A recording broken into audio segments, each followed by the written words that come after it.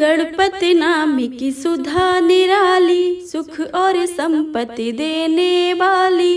रोम रोम में इसे रमा लो, तन मन अमृत रूप बना लो।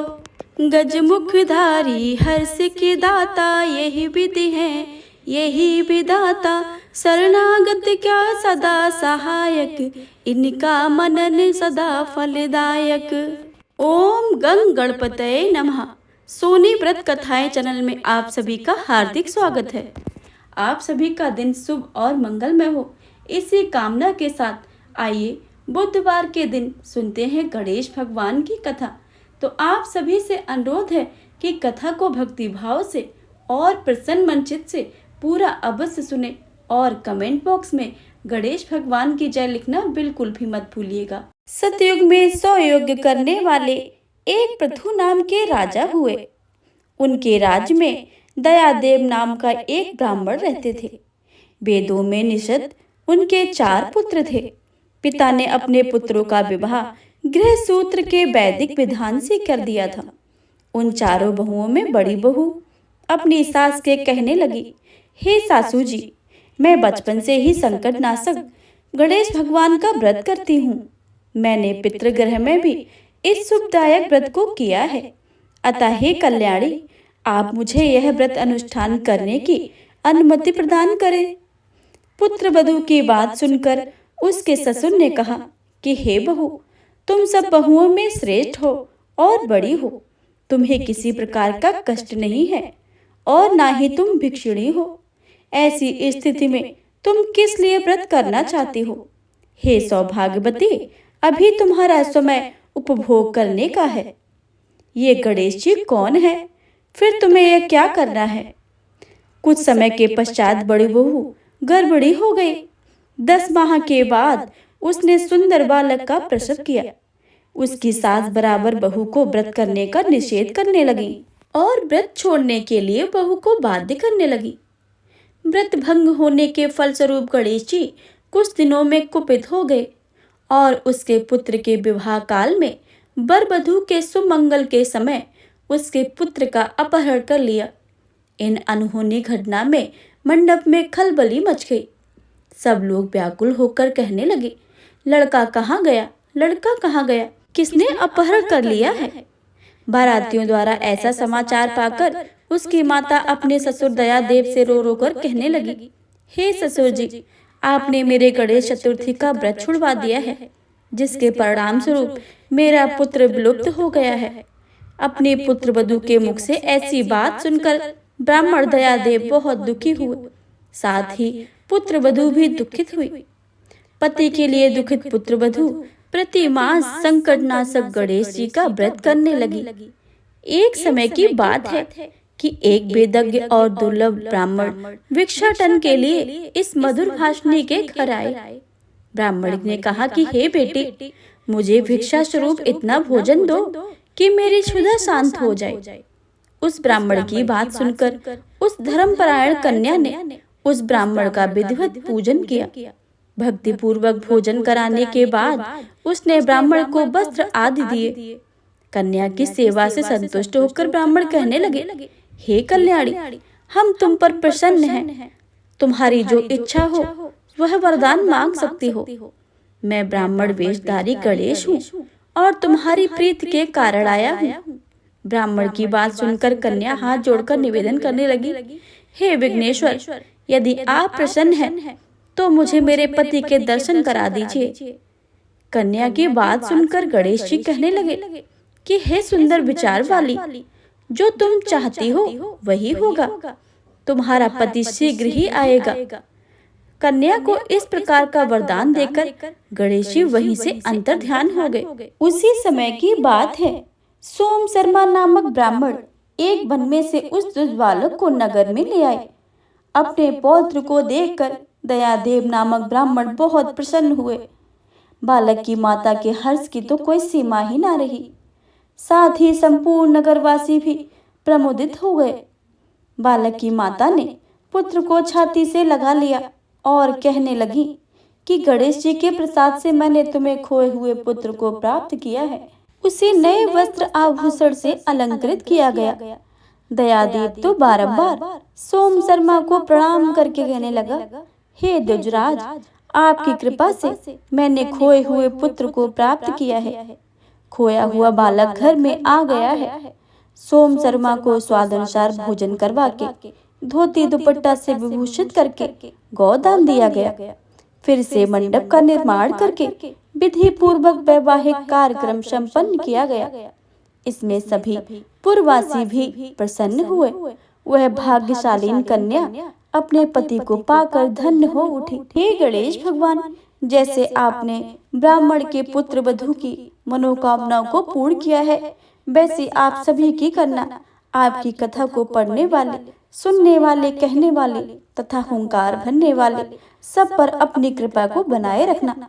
तो प्रेम से बोले गणेश भगवान की जय। ओम नमः शिवाय। गणेश भगवान की दूसरी कथा के अनुसार एक समय की बात है कि विष्णु भगवान का विवाह लक्ष्मी जी के साथ निश्चित हो गया। विवाह की सारी तैयारी होने लगी।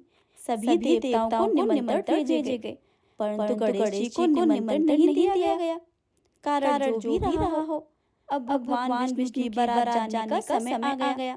सभी देवता अपनी पत्नियों के साथ विवाह समारोह में आए। उन सब ने देखा कि गणेश जी कहीं दिखाई नहीं दे रहे हैं। तब वे आपस में चर्चा करने लगे कि क्या गणेश जी को न्योता नहीं भेजा है या स्वयं गणेश जी नहीं आए हैं। सभी को इस बात पर आश्चर्य होने लगा। तभी सबने विचार किया कि विष्णु भगवान से इसका कारण पूछा जाए। भगवान विष्णु से पूछने पर उन्होंने कहा कि हमने गणेश जी के पिता भोलेनाथ महादेव को न्योता भेजा था। यदि गणेश जी अपने पिता के साथ आना चाहते तो आ जाते। अलग से न्योता देने की कोई आवश्यकता भी नहीं थी। और दूसरी बात यह है कि उनके 1.25 मन मूंग, 1.25 मन चावल, 1.25 मन घी और 1.25 मन लड्डू भोजन दिन भर में चाहिए। यदि गणेश जी नहीं आएंगे तो कोई बात नहीं है। दूसरे के घर जाकर इतना सारा खाना पीना अच्छा भी नहीं लगता है। इतनी वार्ता कर ही रहे थे कि किसी ने सुझाव दिया कि गणेश जी भी आ जाएं तो उनको द्वारपाल बनाकर बैठा देंगे कि आप घर की याद रखना। आप तो चूल्हे पर बैठकर धीरे धीरे चलोगे तो बारात में बहुत पीछे ही रह जाओगे। यह सुझाव भी सबको पसंद आ गया। तो विष्णु भगवान ने भी अपनी सहमति दे दी। होना क्या था कि इतने में गणेश जी वहां पहुंच गए और उन्हें समझा बुझाकर घर की रखवाली करने बैठा दिया। बारात चल दी। तब नारद जी ने देखा कि गणेश जी तो दरवाजे पर ही बैठे हुए हैं। तो वे गणेश जी के पास गए और उनके रुकने का कारण पूछा। गणेश जी ने कहने लगे कि विष्णु भगवान ने मेरा बहुत अपमान किया है। नारद जी ने कहा कि आप अपनी मूषक सेना को आगे भेज दें तो है रास्ता खोद देंगे, जिससे उनके वाहन धरती में धंस जाएंगे। तब आपको सम्मानपूर्वक बुलाना ही पड़ेगा। अब तो गणेश जी ने अपनी मूषक सेना जल्दी से आगे भेज दी और सेना ने जमीन पोली कर दी। जब बारात वहां से निकली तो रथों के पहिए धरती में ही धंस गए। लाख कोशिश करें परंतु पहिए नहीं निकल रहे थे। सभी ने अपने उपाय किए परंतु पहिए तो निकले ही नहीं, बल्कि जगह से टूट ही गए। किसी के समझ में नहीं आ रहा था कि अब क्या किया जाए। तब तो नारद जी ने कहा, आप लोगों ने गणेश जी का अपमान करके अच्छा नहीं किया है। यदि उन्हें मना कर लाया जाए तो आपका कार्य सिद्ध हो सकता है और यह संकट भी टल सकता है। भगवान शंकर ने अपने दूत नंदी को भेजा और वे गणेश जी को लेकर आए। गणेश जी का आदर सम्मान के साथ पूजन किया। तब कहीं रथ के पहिए निकले। अब रथ के पहिए निकल तो गए परंतु वे टूट गए थे। तो उन्हें सुधारे कौन? पास के खेत में खाती कर रहा था, उसे बुलाया गया।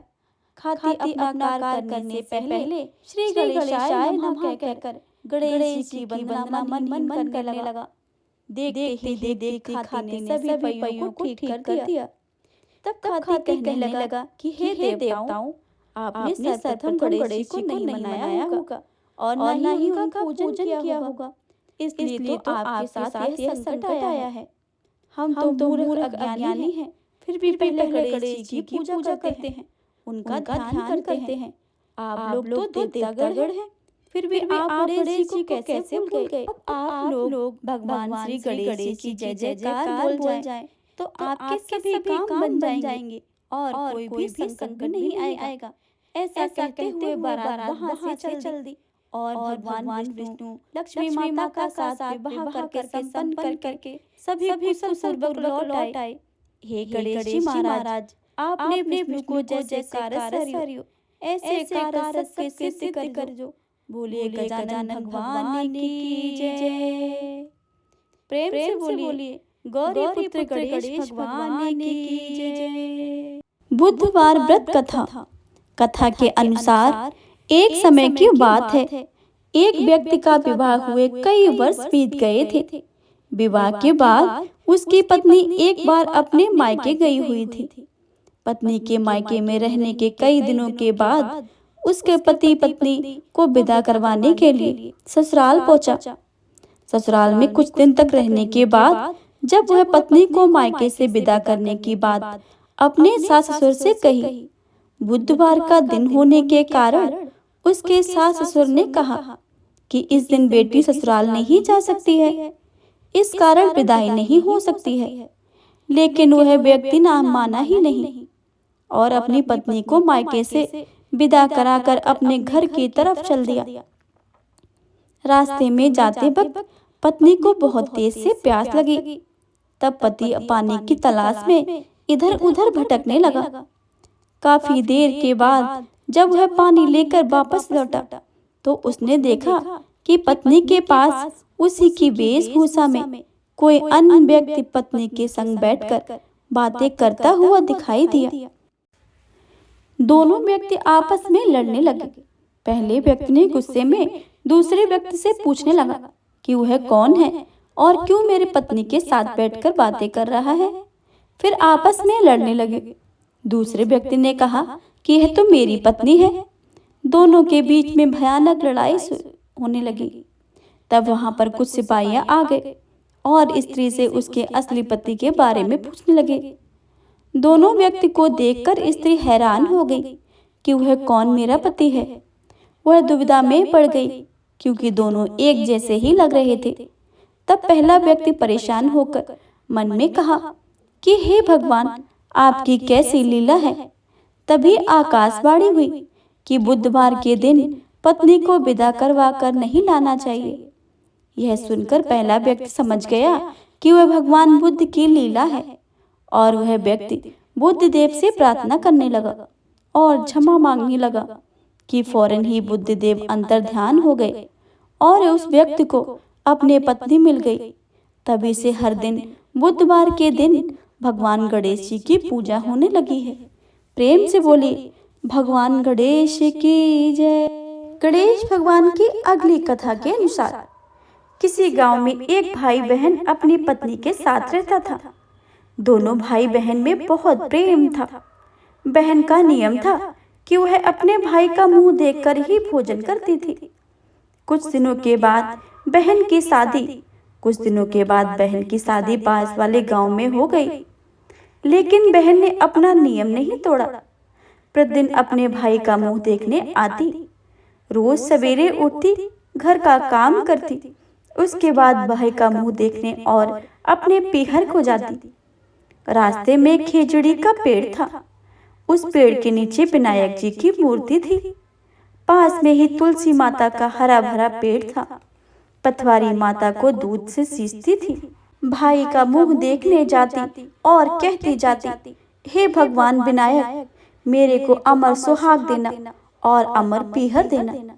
इस प्रकार से कहती हुई आगे अपने पीहर के रास्ते पर चली जाती। रास्तों में कांटों की झाड़ियां थी। बहन के पैर में कांटे चुभ जाते थे। पीहर पहुंची, अपने भाई का मुंह देखा और पास में बैठ गई। भाई ने बहन के पैरों से खून निकलते देखा तो पूछा, भाई साहब, आपके पैर में तो जख्म कैसे लगा है, क्या हुआ है? तब बहन बोली, रास्ते में झाड़ियां थी, उसी के कांटे चुभ गए हैं। कुछ देर के बाद बहन अपने घर वापस चली गई। बहन के जाने के बाद नान भाई ने सोचा कि बहन मुझसे मिलने जाती है, रास्ते में झाड़ियां हैं, उसमें कांटे हैं और मेरी बहन के पैर में चुभ जाते हैं। अपनी बहन के घर से और अपने घर तक का रास्ता साफ कर दिया। रास्ते में से विनायक भगवान, तुलसी माता सभी को साफ करके किनारे कर दिया। इससे भगवान क्रोधित हो गए और भाई को हमेशा के लिए सोता छोड़ दिया। प्रातःकाल उठने पर पत्नी पति की अवस्था को देखकर रोने लगी। सभी गांववासी एकत्रित हो गए, लोकाचार करने के लिए ले जाने लगे। तो पत्नी ने कहा कि आप लोग कुछ देर रुक जाइए, मेरी वायसा का प्रतिदिन का नियम है, अपने भाई का मुंह देखने का, वह आती ही होगी। तब गांव वाले कहने लगे, आज तो मुंह देख लेगी, लेकिन कल से क्या करेगी। तब एक वृद्ध ने कहा कि ठीक है, थोड़ी देर देख लेते हैं। उधर बहन हर दिन की तरह सवेरे उठी, घर का काम किया, उसके बाद अपने भाई से मिलने को चल पड़ी। रास्ते में आई तो देखा कि पूरा रास्ता साफ किया है।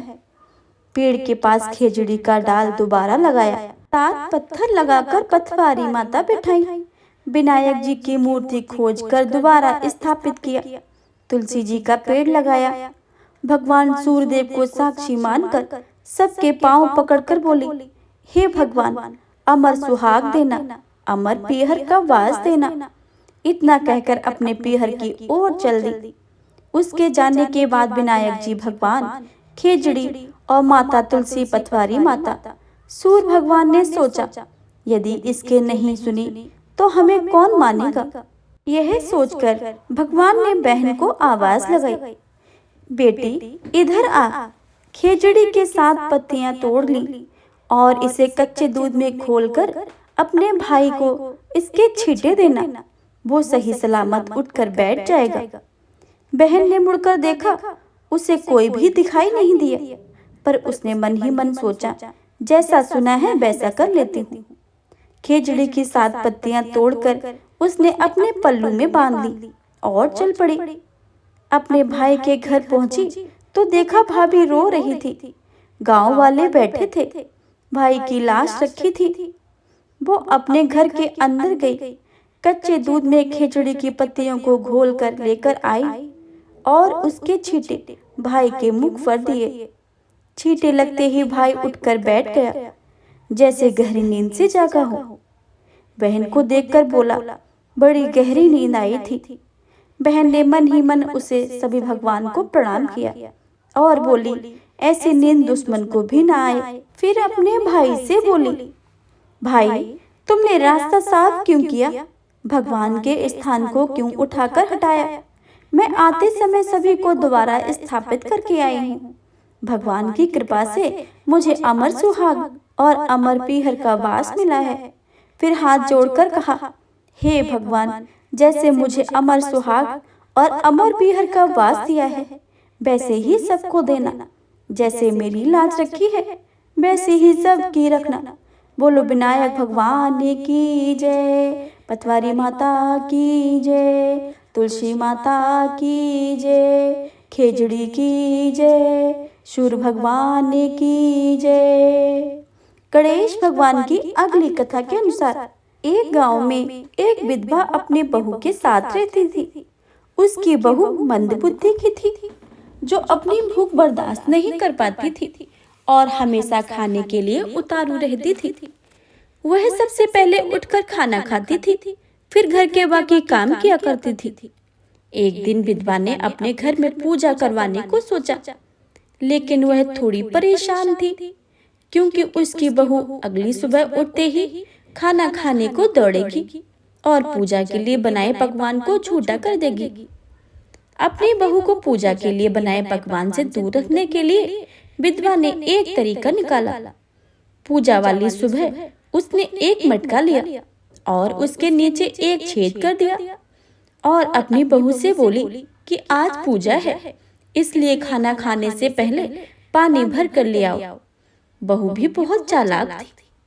उसने देख लिया था कि विधवा ने मटके के नीचे छेद कर दिया है, इसलिए अपने साड़ी में आटा बांधकर पनघट पर चली गई और उसने आटा निकाला और कुएं के पानी की मदद से बाटियां बनाने लगी। कुएं के पास ही एक शमशान घाट था जहां चिता जलाई जा रही थी। बहू ने उसकी आंच से अपनी बाटियां सेक ली। उसकी बाटियां सूखी थी तो वह पास में एक गणेश जी का मंदिर में चली गई, जहां गणेश जी को अब किसी ने चोला चढ़ाया हुआ था। उसने देखा कि गणेश जी की तोंद में पे घी लगा हुआ है। उसने उस घी को अपनी बाटी पर लगा लिया और उसका भोग गणेश जी को लगाकर वह बाटी खा ली और घर वापस चली आई। बहू की इस हरकत पर गणेश जी बहुत गुस्सा हुए और उन्होंने गुस्से में अपनी नाक पर उंगली चढ़ा ली। जब गांव वालों ने देखा कि गणेश जी ने अपनी नाक के ऊपर उंगली चढ़ा ली है तो उन्हें मनाने के लिए बहुत ही जद्दोजहद किया गया, लेकिन गणेश जी ने अपनी उंगली वापस नहीं उतारी। जब यह बात राजा को पता चली तो राजा ने बड़े बड़े पंडितों को और ज्योतिषियों को बुलवाया और हवन करवाया, लेकिन गणेश जी फिर भी नहीं माने। सब बहुत चिंतित थे। राजा ने पूरे गांव में ऐलान करवा दिया कि जो भी इंसान गणेश जी की नाक पर उंगली हटाने में सफल होगा उसे इनाम के तौर पर 5 गांव दिए जाएंगे। गांव के सभी लोगों ने गणेश जी को मनाने में लग गए, लेकिन गणेश जी माने ही नहीं और अपनी उंगली चढ़ाए ही रखे। अंत में विधवा की बहू बोली कि अगर आप सब आज्ञा दें तो वह गणेश जी की उंगली हटा सकती है। उसकी बातों को सुनकर विधवा हंसने लगी और बोली कि जब बड़े बड़े विद्वान कुछ नहीं कर पाए तो तू कैसे गणेश जी को मना पाएगी। किसी ने बोला कि जब सब लोगों को मौका मिला तो उसे भी एक मौका मिलना चाहिए। फिर सभी बहू को मौका देने के लिए मान गए, लेकिन बहू ने एक शर्त रखी। उसने कहा कि उसके घर से लेकर मंदिर तक पर्दा बांधा जाए। जब सब लोगों ने सोचा कि इतना कुछ तो कर ही चुके हैं तो पर्दा बांधने में क्या ही जाता है, बहू के कहे अनुसार उसके घर से लेकर मंदिर तक पर्दा लगाया गया। बहू ने अपना दिमाग लगाया और अपने पेटीकोट में एक मोगरी छिपाकर मंदिर चली गई। मंदिर जाकर उसने गणेश जी से बोला कि मैंने आपकी तोंद से जरा सा घी क्या ले लिया, आपने अपनी नाक पर उंगली चढ़ा ली। अब नाक से उंगली हटा रहे हो या दूं एक मोगरी? अभी के अभी टुकड़े टुकड़े हो जाएंगे। बहू की यह चेतावनी सुनकर गणेश जी थोड़ा डर गए और उन्होंने सोचा कि यह तो पूरी ही पागल है, कहीं सच में इसने मोगरी मार दी। तो गणेश जी ने बिना सोचे समझे अपनी नाक से उंगली हटा ली, जिसे देखकर गांव वाले खुशी हो गए और बहू के जय जयकार करने लगे। राजा के ऐलान के मुताबिक बहू को 5 गांव इनाम में दिए गए। इस कथा को सुनकर गणेश भगवान से लोग यह मांगते हैं कि जैसे आपने बहू की सब बात मानी है वैसे ही सबकी माने और सबकी मनोकामनाएं पूरी कर दें। तो प्रेम से बोलिए गणेश भगवान की जय।